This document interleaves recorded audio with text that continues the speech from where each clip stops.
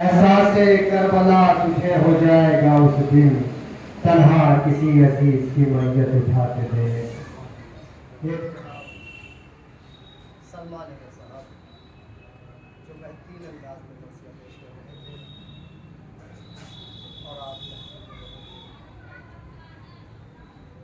کہ علی کی لاڈلی بیٹی ہے نام زینب ہے، علی کی لاڈلی بیٹی ہے نام زینب ہے، یہ آفتاب کی شدت کو روک سکتی ہے۔ علی کی لاڈلی بیٹی ہے نام زینب ہے، یہ آفتاب کی شدت کو روک سکتی ہے، یہ آفتاب کی شدت کو روک سکتی ہے، اور بتا دیا ہے یہ غازی نے توڑ کر تلوار، میری بہن بھی قیامت کو روک سکتی ہے۔ بتا دیا ہے غازی نے توڑ کر تلوار، میری بہن بھی قیامت کو روک سکتی ہے، میری بہن بھی قیامت کو روک سکتی ہے۔ بابا سلوات پڑھیے۔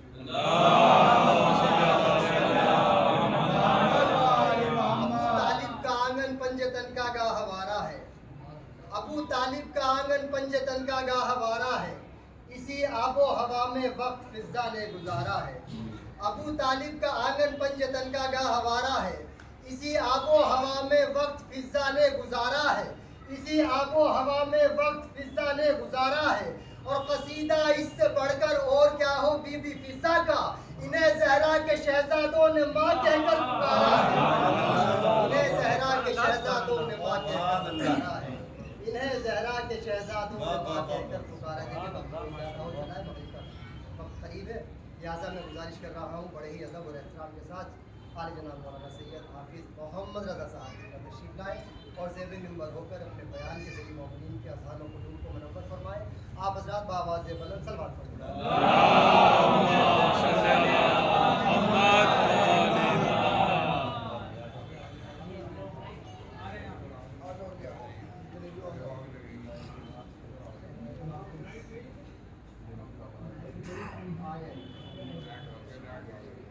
جلدی آ جانا۔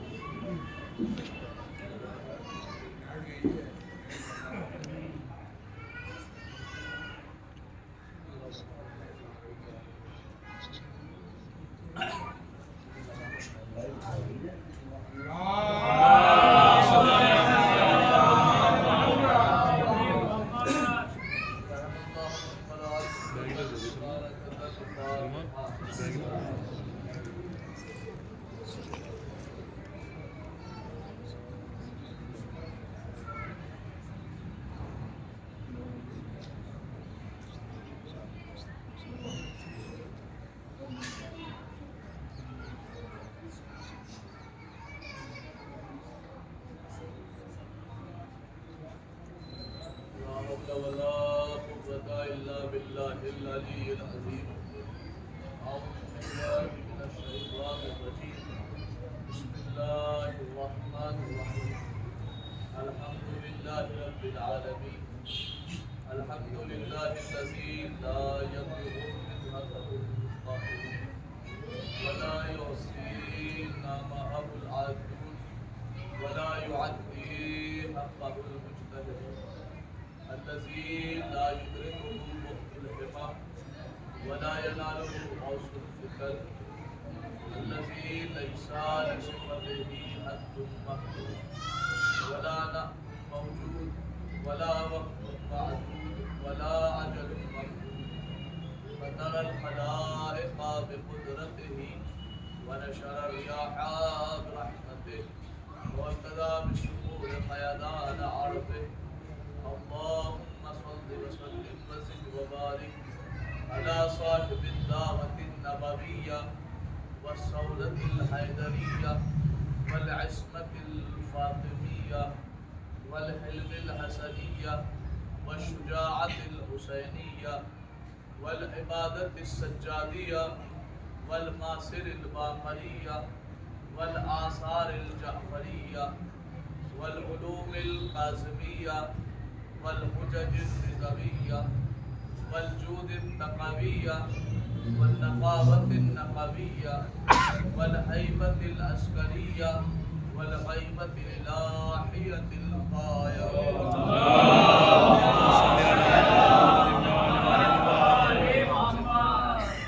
اللهم صل على مولانا علي بن موسى الرضا المرتضى الإمام التقي النبي وحجتك على من فوق الأرض ومن تحت الثرى الصديق الشهيد صلاة كثيرة تعمة زاكية متواصلة متواترة مترادفة كأفضل ما صليت على أحد من أوليائك أما بعد فقد وقوله الحق في القرآن المجيد وهو أصدق الصادقين بسم الله الرحمن الرحيم وفي أموالهم حق للسائل والمحروم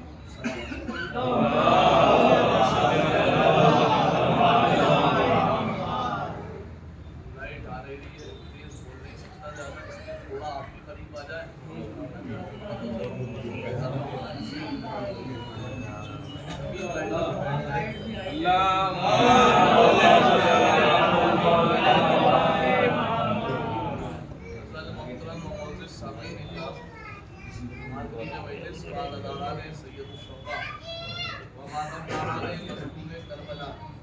दिलों में मोहब्बत अली के चिराग जलाने वालों, आँखों में मोहब्बत हुसैन की ठंडक महसूस करने वालों, खुदाई मजलिस में खुदाए वहदहु शरीफ की बारगाह इंतहाई शुक्रगुजार और खालिक कायनात ने एक मरतबा फिर आपके दयार मोहब्बत ने यह मौका फराहम फरमाया कि आपके अज़हान आलिया तक आपकी पाकीज़ा समातों के हवाले कुरान मजीद की आयात के ज़ेल में मनाक़िब अहले बैत अलैहिस्सलाम बयान किए।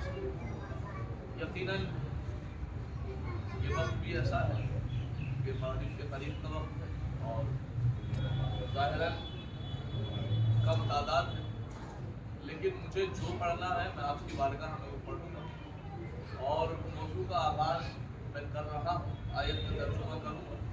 जो मुसलसल मजलिस से सुनते रहते हैं वो इंशाअल्लाह फ़ौरन पहुँच जाएंगे कि आखिर मुझे पढ़ना क्या, लेकिन जो थोड़ा कम मजलिसों में शिरकत करते हैं या बहरहाल थोड़ा मारिफत में कम है तो वो आहिस्ता आहिस्ता और पहुँचेंगे और जो नहीं पहुँचेंगे उन्हें हाथ पकड़ के पहुँचा के आऊँगा ताकि बात समझ में आए। फर्शदा से लेके कुरान मजीद सूरह मुबारक ज़ारियात आयत नंबर 19 पारा नंबर 26 इरशाद होता है बिस्मिल्लाहिर्रहमानिर्रहीम वफ़ी अम्वालिहिम हक़्क़ुल लिस्साइली वल महरूम।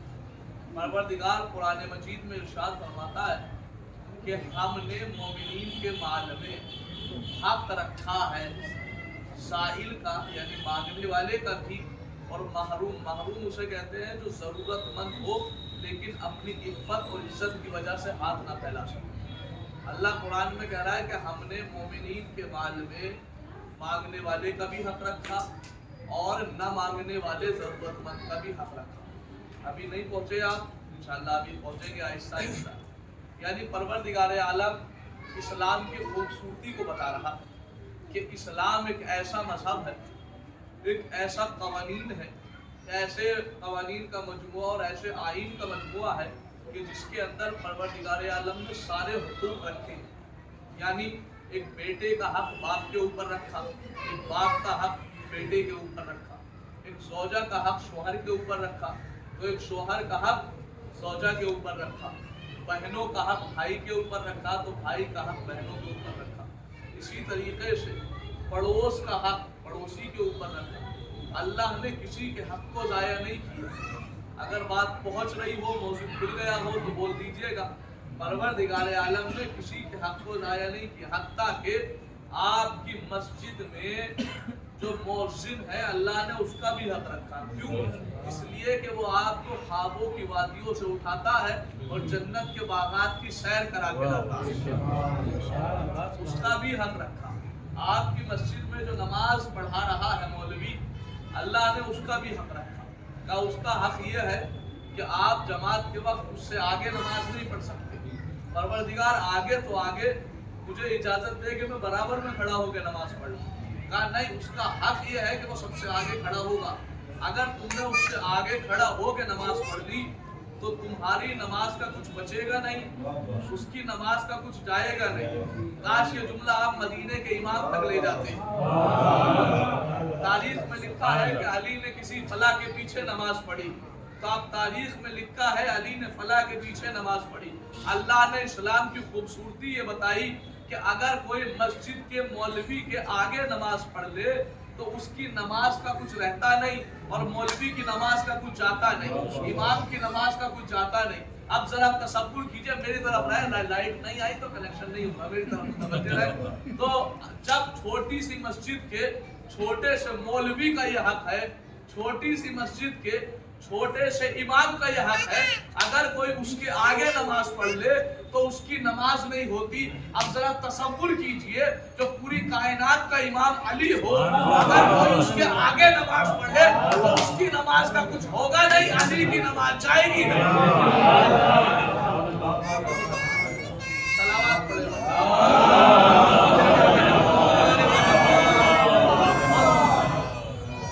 भाई मुतवज्जे, मैं एक अहम मौजू लेके आया हूँ. अगर आपके अज़ान आलिया आमादा रहे तो पढ़ूंगा, ना तो बस्ता समेट के चला जाऊंगा. मुतवज्जे, वफ़ी अमवालिहिम हक़्क़ुल लिस्साइल वल महरूम. मर्ज़ी बात तो ये कह सकता है कि बस्ता समेट के चला जाऊंगा, लेकिन मौलवी क्या कहते हैं, इल्म समेट के चला जाऊंगा. मुतवज्जे, वफ़ी अमवालिहिम हक़्क़ुल लिस्साइल वल महरूम. तो मैंने इस्लाम की खूबसूरती आपके सामने पेश की कि इस्लाम में किसी का हक ज़ाया नहीं, अल्लाह ने सबका हक रखा. हत्ता कि मेरी जेब में मेरे कमाए हुए 500 रुपए मौजूद है. बड़ी मिसाल दे रहा हूँ, काश ये जुमला पहुंच जाए और मैं मौजू यहाँ से खोल रहा हूँ. मेरी जेब में मेरे कमाए हुए 500 रुपए मौजूद है. अब मैं निकला, रोड पे पहुंचा था, किसी मोमिन ने हाथ फैला दिया, मौलाना साहब 2 दिन से खाना नहीं खाया. मैंने कहा भाई पसीना बहा के मजलिस से पढ़ के पैसा कमा रहा हूँ. कहा अल्लाह कह रहा भले हुए कमाया हुआ तुम्हारा है, लेकिन चूंकि वो जरूरतमंद है, अब उस मांगने वाले का भी हक है. मेरे परवरदिगार इसका मेरे माल में हक क्यों रखा? इससे मेरा कोई रिश्ता नहीं है. का रिश्ता हो या ना हो, तुम्हारे माल में इसका भी हक है. रिश्ता हो या ना हो, तुम्हारे माल में इसका भी हक है. रिश्ता हो या ना हो, तुम्हारे माल में इसका भी हक है. रिश्ता हो या ना हो. अरे जब अल्लाह ने हमारे माल में उसका हक रखा जिससे हमारा कोई रिश्ता नहीं था, तो अल्लाह उसका हक क्यों नहीं रखेगा जिससे नबी का ऐसा रिश्ता हो, जब रिश्ते में छुड़वाए जाए तो कहा जाए वो फातिमा. पहुंच गए हक ज़हरा पे. बात किस पे बात होनी है? ज़हरा के हक. अल्लाह ने सबके हक रखे. अल्लाह ने हत्ता के आपके पड़ोस में अगर आपके गैर मजहब भी कोई है तो उसका भी हक आपकी गर्दन पर है. मेरे अल्लाह क्यों? का परवरदिगार इस्लाम की खूबसूरती बताना चाह रहा, परवरदिगार अपनी अदालत बताना चाह रहा है. मेरी तरफ मुतवज्जो है भाई, बड़ी मेहनत करके मैं ये पैगामात निकाले जाते हैं. का अल्लाह परवरदिगार अपनी अदालत बताना चाह रहा है. का मैं आदिल हूँ, मैंने हर किसी का हक रखा. मैं आदिल हूँ, मैंने हर किसी का हक रखा. तो एक बात तो समझ में आ गई कि सैयदा दरबार में अपने आप को वारिस साबित करने नहीं बल्कि अल्लाह को आदिल साबित करने गई थी. सैयदा दरबार में अपने आप को वारिस साबित नहीं बल्कि अल्लाह को आदिल साबित करने गई. का साहब वो दलील नहीं थी, वो ये नहीं था, वो नहीं था, सब छोड़ दिया. अपने ज़हरा पे बोलना बड़ा आज के टाइम में दुश्वार, लेकिन दलाइल के साथ बोलो ताकि लोग इस मजहब की तरफ आते रहे और दुनिया को बताओ कि मजहब शिया ही मजहब हक है. आज शिया का वजूद अगर बाकी है तो सिर्फ 3 चीजों पे है. एक अली की विलायत है, दूसरा हुसैन की शहादत है और तीसरा ज़हरा की विरासत है. मसला ये होता है पहले गैरों में ज़हरा की विरासत की बात आती थी तो लोग उठ के चले जाया करते थे. अब अपने मिंबरों से अगर फदक का मसला छेड़ दो तो चेहरे उतर जाते हैं. ये सबसे अहम हक है. अगर आपने इसको नहीं पहचाना तो कुछ नहीं पहचाना. इसलिए कि यही वो हक है कि अगर आपने इसको सामने किसी पे पेश कर दिया तो अगर उसके जहन में बुग़्ज़ और इनाद और कीना अली से ना हो तो वो फौरन शिया हो जाता. सिर्फ हक ज़हरा की बुनियाद. का साहब वो दलील नहीं थी. मैंने कहा सब छोड़िए दलील थी या नहीं थी, बस इतना बताइए कि सैयदा ने अपना हक मांगा था या नहीं मांगा था. दावा किया था या नहीं किया था? तो सही मुस्लिम, सही बुखारी, ये बड़ी खुशूसी मजलिस हो रही है इसलिए खुल के पढ़ लो। सही मुस्लिम, सही बुखारी और मुस्नद अहमद इब्न हम्बल और सुनन निसाई, सुनन इब्न दाऊद, सुनन इब्न माजा, सारी सहाय सित्ता किताबों की जिम्मेदारी लेके ये कह रहा हूँ, सबने लिखा कि सैयदा अपना हक मांगने दरबार में गई थी। सैयदा ने दावा किया था, सैयदा ने दावा किया था, सैयदा ने दावा किया था। मैंने कहा बस इतना ही काफी है, ये लिख दिया, फंस गए।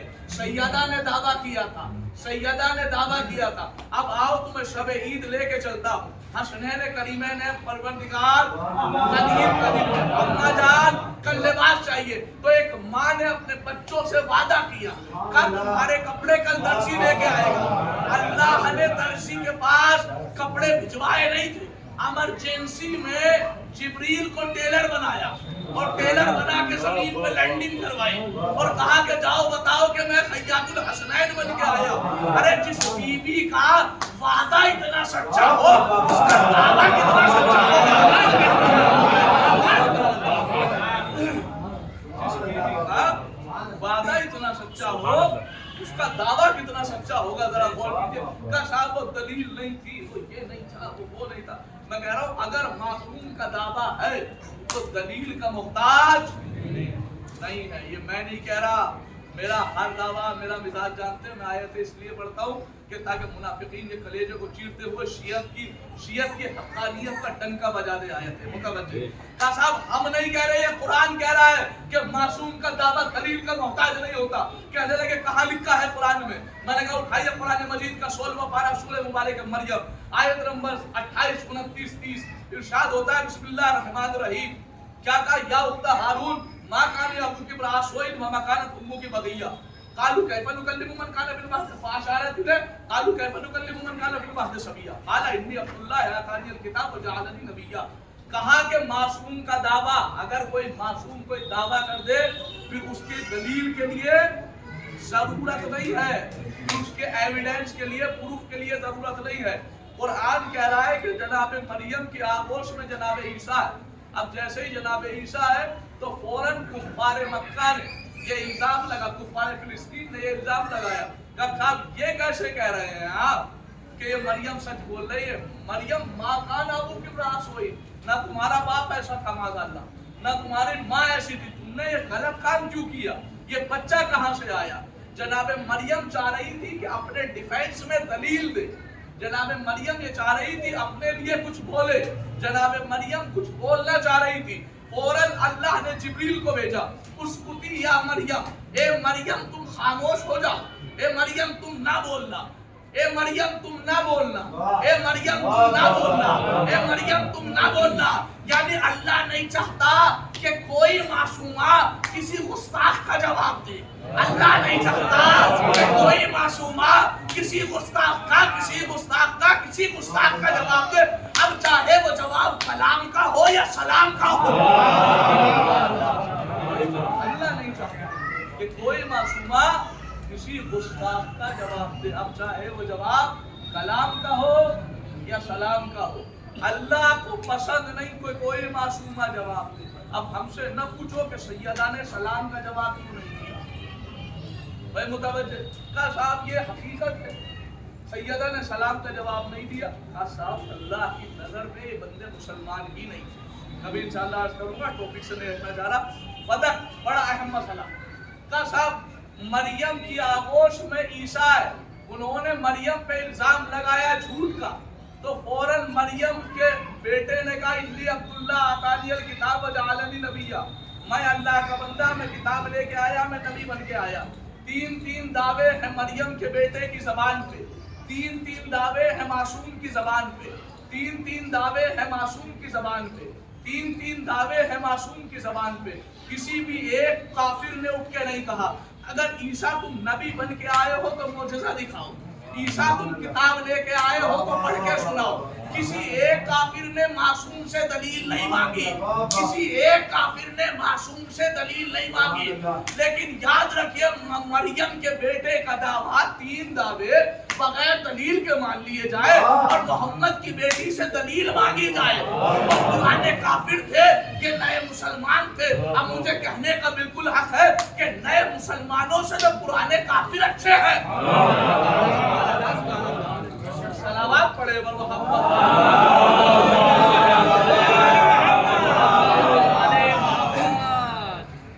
मरियम ने कहा कुछ नहीं, इशारा कर दिया। तो जनाब मरियम के ऊपर इल्जाम था कि आप सच बोल रही हैं या झूठ। तो ईसा अलैहिस्सलाम को क्या कहना चाहिए था?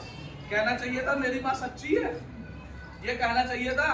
कह रहे मैं अल्लाह का बंदा, मैं किताब लेके आया, मैं नबी बन के आया। ये ईसा अम्मा के फदाइल पढ़िए, अपने कसीदे क्यों पढ़ रहे हैं? का दुनिया वालों को यही तो समझाना है का चूंकि मैं नबी बन के आया हूँ, नबी मासूम होता है, तो जो मासूम की माँ होगी वो सच्ची होगी। अरे जो मासूम की माँ होगी वो सच्ची होगी। जो एक मासूम की माँ होगी वो सच्ची। जब एक मासूम की माँ सच्ची है तो जो ज़हरा 11 मासूमों की माँ हो।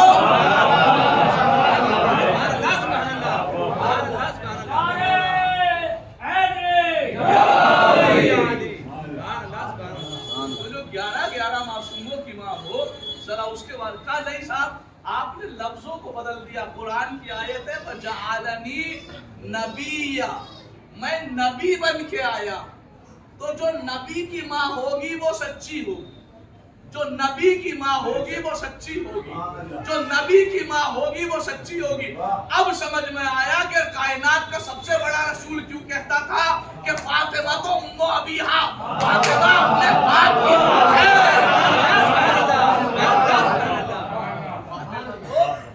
अबीहा, फातिमा अपने बाप की माँ। याद रखिए, फदक का मसला एक ऐसा मसला है कि अगर सैयदा ने कह दिया मेरा है तो फिर दलील नहीं चाहिए। क्या ये बताइए कि आपकी बीवी को पता था या नहीं पता था कि फदक मिलेगा नहीं? आप अपनी बीवी को आलिमा मानते हैं, आलिमा गैब? मैंने कहा बिल्कुल मानते। कहा जब पता था फदक मिलेगा नहीं, मांगा। मसलन मुझे पता हो कि कोटला वाले मुझसे मजलिस नहीं पढ़वाएंगे तो मैं आऊंगा। जब शहजादी को पता था फदक मिलेगा नहीं, मांगा क्यों? मैंने कहा भैया ये तारीख के जुमले हमसे ना पूछो कि सैयदा को पता था फदक मिलेगा नहीं, मांगा क्यों। बस मुझे इतना बताओ, ये बात बेटी से ना पूछो, अगर पूछना है तो बाप से पूछो। पता था कलम मिलेगा नहीं, मांगा क्यों?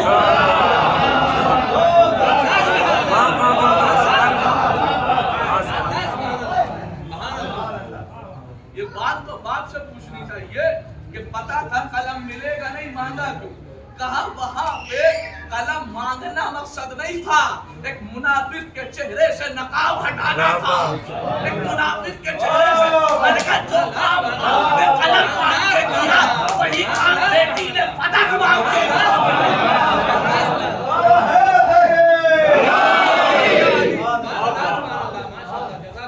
वही काम बेटी ने फदक मांग के किया। अब मैं आपके सामने देखिए, याद रखिए, फदक के लिए एक जुमला कह रहा हूँ, हमेशा तैयार रहिए। कल शहजादी को आपको अपना चेहरा दिखाना, कसम बखुदा कह रहा हूँ, मेरी रूह कांप जाती है जब मैं ये जुमला पढ़ता हूँ और मिंबर पे जब बिस्तर पे जाके सोचता हूँ। कल अगर शहजादी आलमियान ने आपसे ये सवाल कर लिया कि आपने मेरे हक फदक के लिए किया क्या था, तो आपके पास कोई जवाब है? नहीं। याद रखो, फदक के ऊपर इतनी अच्छी तैयारी करो, जिस दिन आपकी तैयारी फदक पे हो जाएगी तो याद रखिए जिस तरीके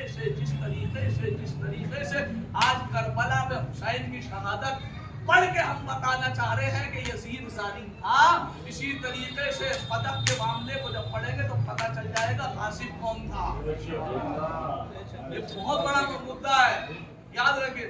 और तारीख में एक से एक बड़े मुनाजरे हुए हैं और ऐसा मुनाजरा हुआ है, मैं आपके सामने पढ़ूं क्योंकि बिल्कुल सेपरेट मजलिस हो रही है तो अजाने आ रही है, मैं बात बता दूं। एक तारीख में ایک ایسا مناظرہ ہے کہ جس کی تیاری 6 مہینے تک ہوئی. کتنی؟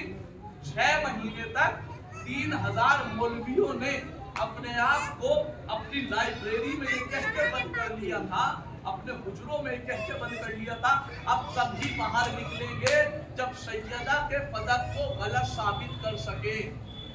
6 مہینے تک باہر نہیں نکلے اور تیاری کرتے رہے کہ فدق کو غلط قرار دیں گے, اور تاریخ کہتے ہیں اس کی تیاری 6 مہینے تک ہوئی اور یہ مناظرہ چلا ہے صرف 5 منٹ. اب سوچئے کہ ہوا کیا ہوگا. اب جیسے یہ تیاری کر کے 6 مہینے بعد اپنے کمروں سے نکلے ہیں نا, تو 3 ٹرک بھر کے کتابیں آئی تھی. کتنی؟ 3 ٹرک بھر کے, مناظرے والے دن 3 ٹرک بھر کے کتابیں آئی. ادھر 3000 علماء 6 مہینے کی تیاری کے ساتھ, ادھر اکیلا محمد اسماعیل دیوبندی. تاریخ کہتی ہے کہ انہوں نے 6 مہینے کی جو تیاری کی تھی, وہ سوال یہ تھا کہ تم یہ بتاؤ کہ تم رسول کو زندہ مانتے ہو یا مردہ. آپ نہیں پہنچے.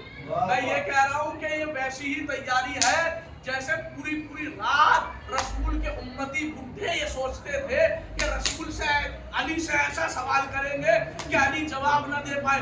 پوری رات سارے بڈھے مل کے مشورہ کرتے تھے, صبح آ کے پوچھتے تھے بتاؤ کون جانور بچے دیتا ہے کون نہیں. سمجھ رہے؟ پوری رات کی جیسے محنت, ایسے ہی یہاں 6 مہینوں کی محنت. بتاؤ تم رسول کو زندہ مانتے ہو یا مردہ.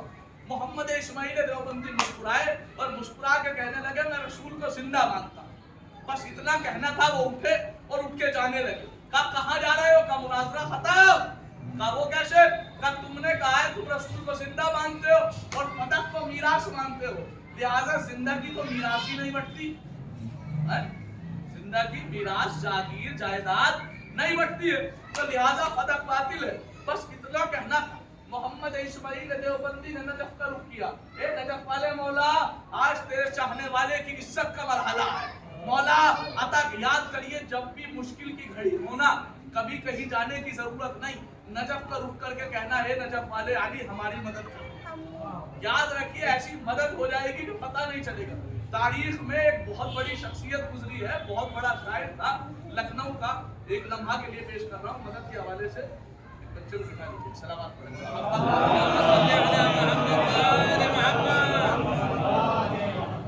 ایک تانگا چلاتا تھا علی کا چاہنے والا, لیکن بہت بڑا شاعر تھا. اس نے کبھی اپنی شاعری سے ہار نہیں ماری, لیکن ایک مرتبہ منافقین نے اسے گھیر لیا اور کہنے لگے آج تجھے ابھی مصرع دے رہے ہیں, ابھی مصرع لگا کے دکھا. اگر ابھی مصرع نہ لگایا تو تجھے کبھی سٹیج پہ نہیں آنے دیں گے. کہا ٹھیک ہے مصرع دیجئے. تو مصرع دیا گیا, میدان جنگ میں کبھی حیدر نہیں رکے. حقیقت کے بالکل برعکس اپوزٹ مصرع, میدان جنگ میں. اور کہنے لگا اگر ابھی مصرع نہ لگایا تو تمہیں کبھی سٹیج پہ نہیں جانے دیں گے. وہ کہتا ہے میں نے فوراً نجف کا رخ کیا, اے نجف والے علی بس میری مدد کر دیجئے. ادھر سے انہوں نے مصرع ڈالا, کہا لکھو. کہا اتنی جلدی؟ کہا تجھے نہیں پتا میں اس کا چاہنے والا ہوں جو ایک پیر رکام میں رکھ کے دوسرا رکھنے سے پہلے پورا قرآن سنا دے. تجھے نہیں پتا؟ کہا لکھ لیا مصرع. کا ہو گیا, لکھ لیا نہیں عطا کیا ہے انہوں نے. کہا بتاؤ کیا مصرع ہے؟ کہا تم نے یہی تو دیا تھا نا, میدان جنگ میں کبھی حیدر نہیں رکے. میدان جنگ میں. کہا لکھو بعد جہاد مال غنیمت کے واسطے میدان جنگ میں کبھی حیدر نہیں بعد جہاد مال غنیمت کے واسطے میدان جنگ میں. اب محمد اسماعیل دیوبندی کہتا ہے میں نے بھی نجف کو رخ کیا. مولا انہوں نے یہ کہا ہے کہ رسول زندہ ہے اور فدق میراث ہے, زندہ کی میراث نہیں ہوتی. اے مولا متقیان میری مدد کر دیجئے. ادھر سے عطا ہوئی. اور یاد رکھیے محمد اسماعیل دیوبندی کوئی چھوٹی موٹی شخصیت نہیں ہے. اس بندے نے اپنے سامنے 2 سے 3 منٹ سے زیادہ منافقین کو ٹکنے نہیں دیا. میں کہہ رہا ہوں پوری رات, پورے مہینے لوگ سوال بناتے تھے کہ انہیں لاجواب کرنا ہے. और एक मर्तबा तो ऐसा मजेदार सवाल लेके आए, सुन लीजिए, क्योंकि हर ये बात हर जगह नहीं पढ़ी जाती, यहाँ मौका मिल रहा है तो पढ़ रहा हूँ। एक मुनाफिक उठ के कहने लगा, बीच में टेबल पड़ी थी, बहुत बड़ा आलिम दीन था उनका, इधर मोहम्मद इस्माइल देवबंदी थे, शिया हो गए थे, तो वो सवाल बना के लाए, ये बताओ कि शिया में और नजिस जानवर में कितना फर्क है? शिया में, तो अब इसका क्या जवाब दे इंसान? जो भी जवाब देगा वो हार जाएगा इंसान। लेकिन कसम खुदा की इनकी हाजिर जवाबी को सलाम। सामने वो बैठा था, इधर ये बैठे थे, बीच में टेबल। सब बताओ शिया में नजीर जानवर में क्या फर्क है? मोहम्मद इस्माइल देवबंदी ने कहा 1 2 3 4।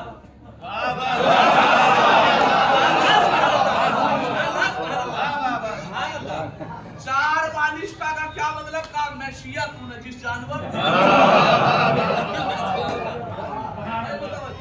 तो इतना बड़ा हाजिर जवाब साकी कौसर से कहता है, मौला अता कर दीजिए। तो नजफ से साकी कौसर ने होश कौसर के जरिए उसके जहन में इल्म कौसर डाला। का जवाब सुनो, पढ़ते हुए भागते हुए मौलवी।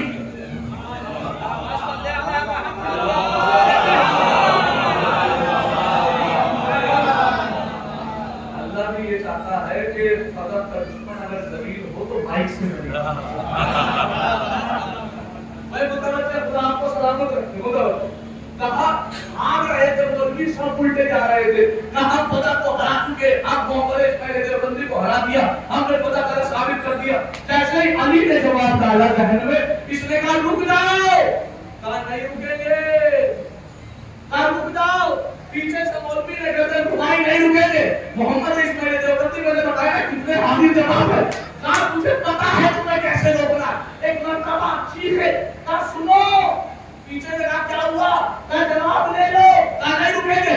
कहा मुझे पता है अगर मैं तुम्हें रोकना भी चाहूं तो तुम नहीं रुकोगे। किसी ने पूछा क्यों? कहा कल तुम्हारे पास ज्यादा नबी का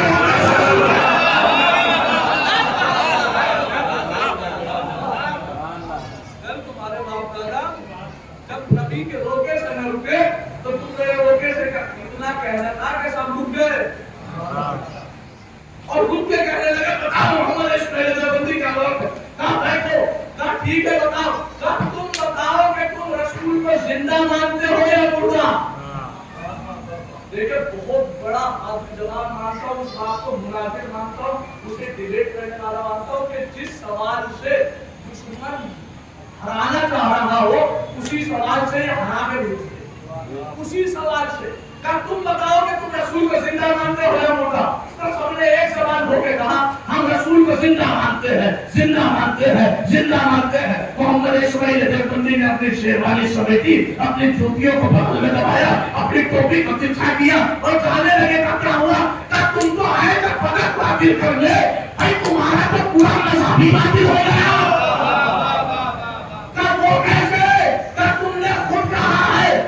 रसूल को जिंदा मानते हो?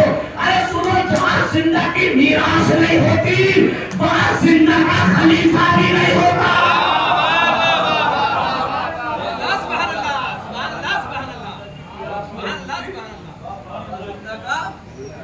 तो याद रखिए, पदक के ऊपर काम कीजिए। मैं अब नौजवान बच्चों तुमसे कह रहा हूँ, जैसे कॉलेज में जाते हो, स्कूल में जाते हो, चौराहों पे खड़े होते हो, चाय की दुकान की सीनत बनते हो, जहाँ 4-4, 5-5 लड़के खड़े होते हो, अगर देखो कहीं कोई गैर खड़ा है, बेजारी है कि दुनिया के किसी फिल्म स्टार की बात करो, बेजारी है कि दुनिया के किसी सुपरस्टार की बात करो, तुम्हें चाहिए कि तुम वहाँ पदक का मसला छेड़ो। कसम से कह रहा हूँ, क्या चेंजिंग आएगी देखिए। और ये नौजवानों तुम कर सकते हो, सहरा का हक सामने, मैं बताऊं कैसे ला सकते हो। फिर मैं आपके सामने थोड़ा सा मुनाजरा पढ़ा। याद रखिएगा, जिंदगी में ऐसा मुनाजरा न देखा न सुना और हराया किसे, तरीका बता रहा हूं मैं मुनाजरा करना कैसे। एक ऐसी शख्सियत जिसे मुसलमानों में सबसे बड़ा इमाम कहा जाता है, इमाम आजम। कौन है इमाम आजम? कौन है मुसलमानों को? तो हमें तो अली का पता है, हमें अली का क्या पता है? हाँ, अबू हनीफा। इमाम आजम यानी अबू हनीफा ये बूढ़े थे और जब दर्श देते थे ना तो 4000 4500 लोग सिर्फ कलम और कॉपी लेके इनकी बात को लिखा करते। और एक लतीफा भी सुना था, जब ये बूढ़े थे इनसे कोई पूछता था कि आप कितने साल के हैं तो कहते थे 2 साल का। एक सफेद दाढ़ी वाला उठा, अपने आप को 2 साल का बच्चा कहे तो लोग हंसेंगे नहीं।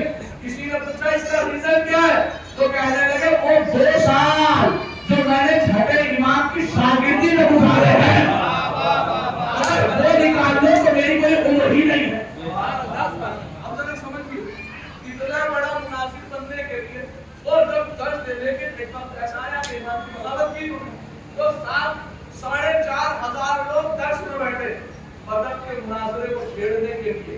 एक अकेला चाहने वाला एक कोने में गया और खामोशी से बैठ गया। नाम है फजल बिन शादान। क्या नाम है? फजल बिन शादान, याद रखिएगा। वो खामोशी से एक कोने में बैठ गया। उधर से जब पूरा दर्श हो गया इमाम ने आपको आगे पड़ेगा क्या किसी का कोई सवाल? फजल बिन शादान ने आहिस्ता से हाथ उठाया, क्या तुम्हारा सवाल में खड़े हो जाओ। कहा इमाम आज़म, कहा जी, कहा मेरा एक भाई है उसका एक सवाल है जो यहाँ पूछने आया। कहा बताओ क्या सवाल है? कहा सवाल ये है कि वो ये पूछता है कि अली ज्यादा अफजल है या ये सहाबी? अली ज्यादा अफजल है या ये सहाबी?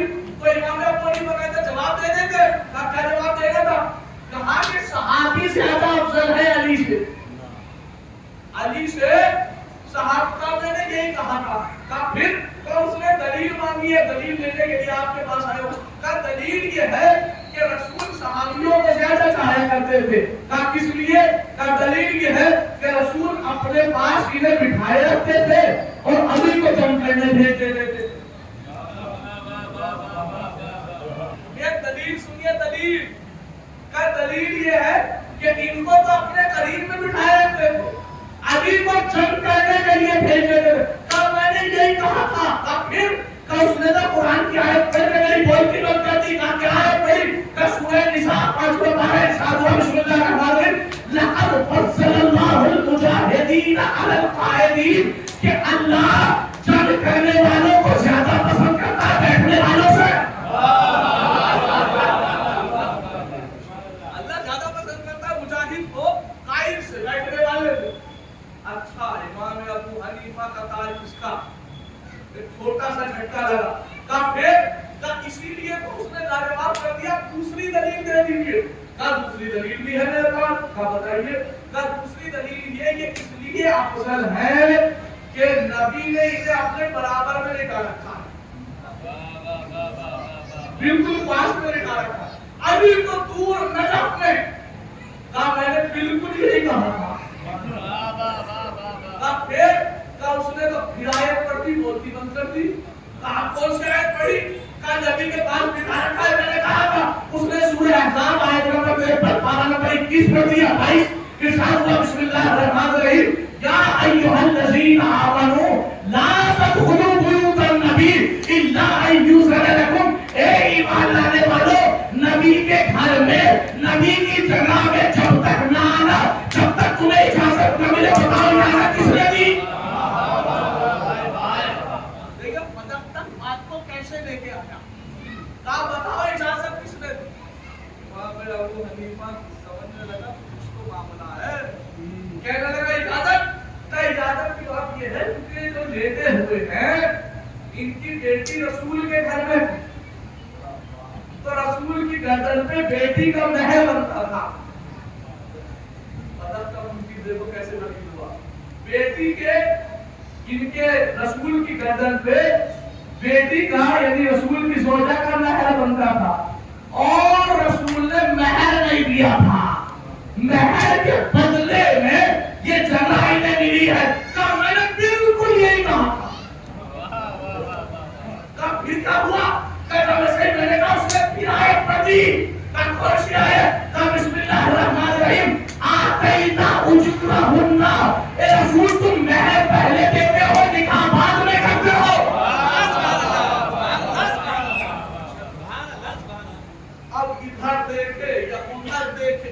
اب کہنے لگا صاحب آخری حق کرنا. کہا ٹھیک ہے. دوسرا جواب کا بتائیے. کہا یہ جو دفن ہے ان کی بیٹی نبی کے گھر میں تھی تو نبی کے جانے کے بعد زوجہ کو جو میراث ملی اس میں ان کا بھی حق تھا. ارے نہیں پہنچے یار, بیدار ہو کے سنیے قسم خدا کی. میراث تک بات پہ لے آیا میں. کہا جو زوجہ کو میراث ملی اس میں ان کا بھی حق تھا. کہا میں نے بالکل ایگزیکٹلی یہی کہا. پھر وہ تو اندر گیا اور بخاری شریف لے کے آ گیا. کہ بخاری میں باب میراث نکالا اور دکھایا کہ ہم نے کہا کہ نبی کی بیوی کو میراث ملی. کہ بیوی کا شریعت میں 8واں حصہ ہوتا ہے اور بیٹی کا پہلا حصہ ہوتا ہے. ارے جس کا 8واں حصہ تھا اسے تو مل گیا, جس کا پہلا حصہ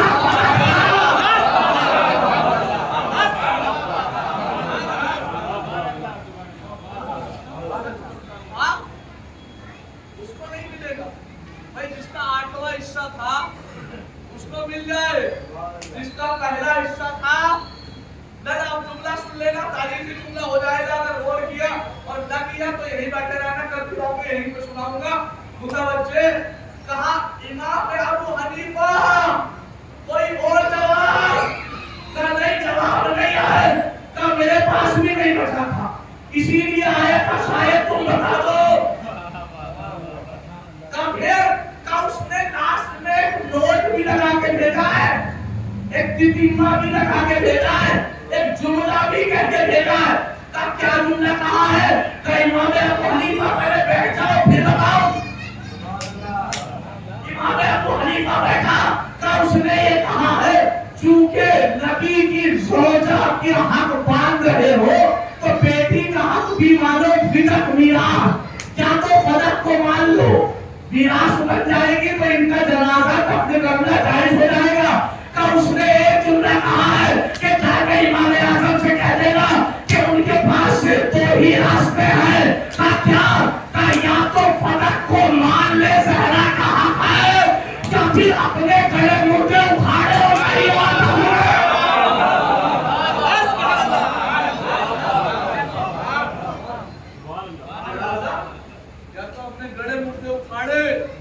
کیونکہ جس کا دفن کرنا کسبی جگہ پہ ہو اسے ایک نہ ایک دن تو کھاڑا جائے گا. اور معصوم کی عادت ہے کہ جب بھی معصوم آتا ہے تو جہاں ظلم ہوتا ہے وہاں عدل کرتا ہے. جس کا جو چھینا تھا اس کا وہ چھین کے اس کو اس کے حق تک پہنچاتا ہے. یہ معصوم کی عادت ہے. تو لہذا جو کام رسول نے کیا وہی علی نے کیا, جو علی نے کیا وہی حسن نے کیا, جو حسن نے کیا وہی حسین نے کیا, جو حسین نے کیا وہی عسکری کا سب نے کیا. اب تاریخ شاہد ہے کہ جب علی کا آخری بیٹا آئے گا تو دیکھے گا یہ کسبی جگہ پہ قبضہ کیے ہوئے ہیں, ہاتھ میں ذوالفقار ہوگی, نماز قبر ہوگی. کہ تم یہاں کے حقدار نہیں, جاؤ سیدھا جہنم میں.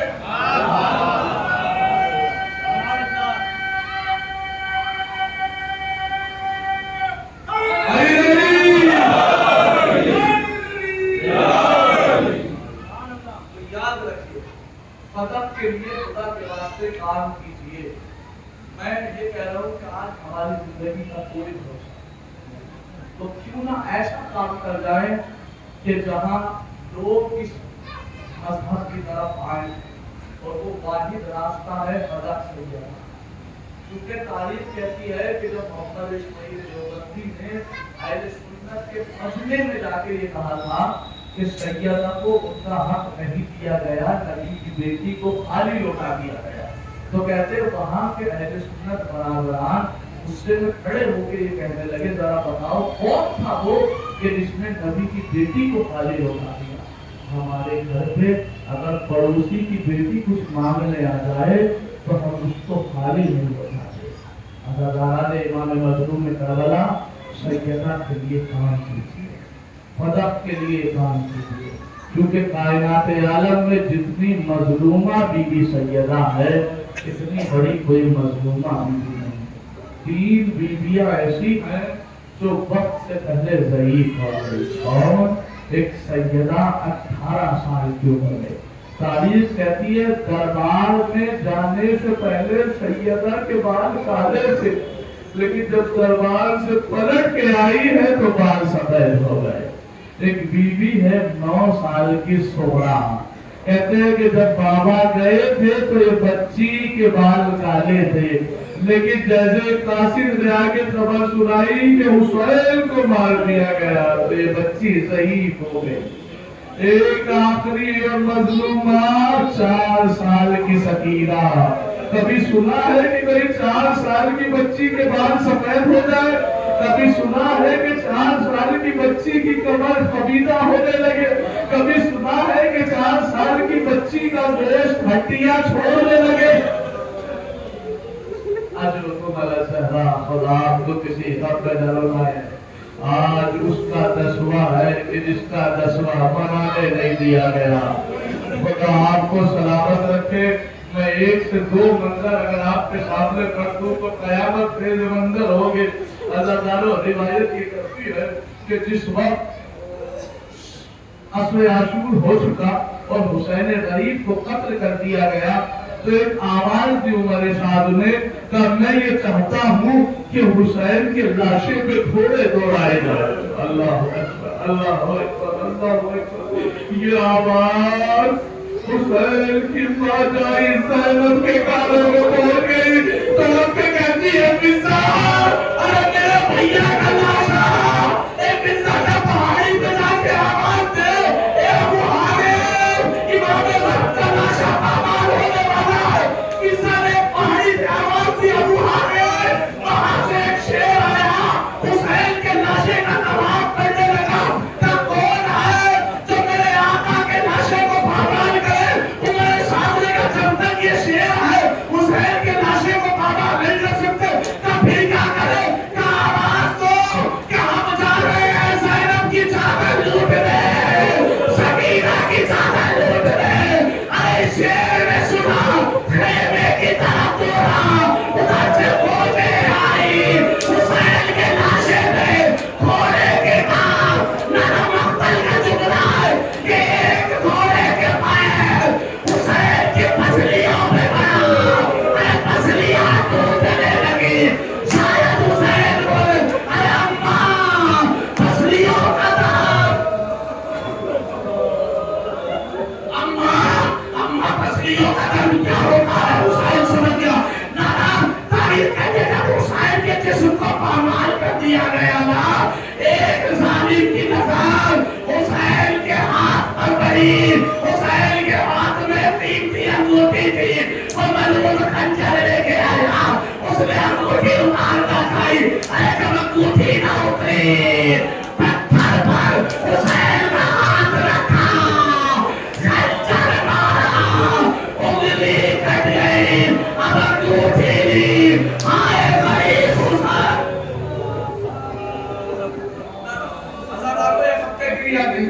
आज तुम्हें रोना होगा, बड़ा सख्त होगा हालात। अब मैं तारीख के मंजर पेश कर दूं कि जब तारीख में लिखा है आसरे आशूर हो चुका ना और 11 मुहर्रम आई है, एक बीवियों की चादर छीनी गई है। जब सकीना की चादर छीनी ना तो सकीना के सर से जैसे ही चादर उतरी तो उनके दर्द में कोई शुमारे दिखाई देने लगे। तारीख के जैसे ही शिविर बनाना, सकीना ने कहा, रुक जा, मैं उतार के देती हूँ। सकीना बैठी और हबीब इब्न मुस्लिम कहता है कि बहुत देर तक ये बच्ची बालियां उतारती रही, बालियां उतारती रही, बालियां उतारती रही। अब हबीब का जुमला है कि शायद बच्ची इतनी छोटी थी कि बालियां उतार नहीं रही आती थी। उसने हाथ बढ़ाया, अरे कान की लगे बन गई। सकीना ने कुरान का रुख किया, ए चाचा, बाबा से कहना जब बालियां बहलाई थी तो उतारना।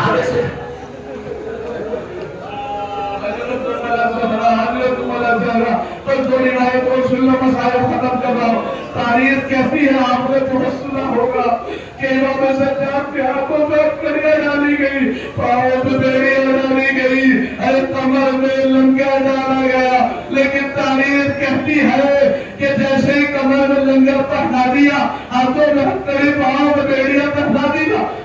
میں ملعون آیا حسین کے لاجل سجاد کے تازیانہ مارا اور کہا سجاد اے سر اٹھا اپنی پھوپھی زینب کو بیری نہ دے سجاد نے سر نہ اٹھایا ارے پھر سجاد کی کمر پہ تازیانہ مارا سجاد میں ہوش ہو کے گر گئے ارے پھر نقشہ پاتا ہوا پھر تازیانہ مارا سجاد نے سر نہ اٹھایا تب پھر کیا کرے تو ایک ایسا توق بنواؤ کہ جس میں لوہے کے کانٹے لگائے جائے توق بنوایا گیا سجاد کے گلے میں ڈالا گیا ارے اب سجاد کا گن نیچے کرے تو لوہے کے کانٹے گلے میں جاتے گردن اٹھائے تو ماں بہنے بیریا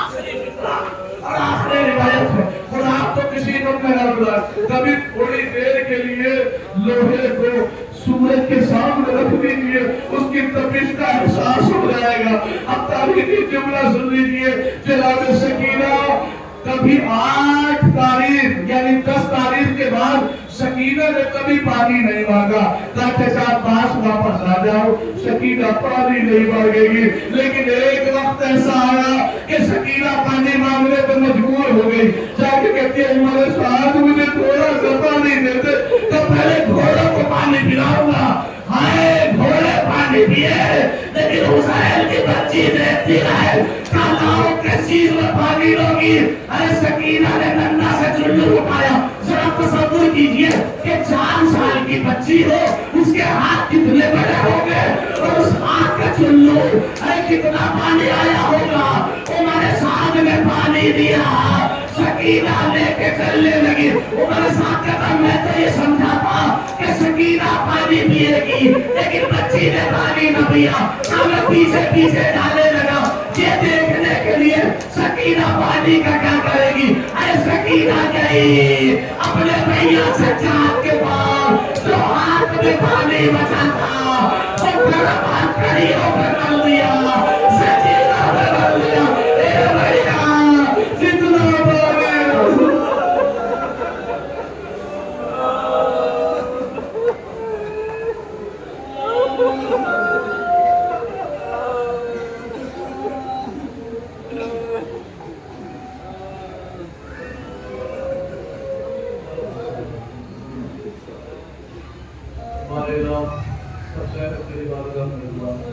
ہمارے سروں پہ سایہ ہے لیکن آج بھی حسین کی ماں کی خانوں سے سایہ پروردگار نے ٹوٹی ہوئی تسلیوں کا واسطہ ٹوٹی ہوئی قبر کی جلد جلد تعبیر کروا میرے معبود حاضرین سامعین بازین کی برائش تمناؤں کو پوری فرما امام زمانے کے ظہور میں تاجیل فرما ہم ان کے آباد آثار و ناصرین کو شمار کرنا ربنا تقبل منا انک انت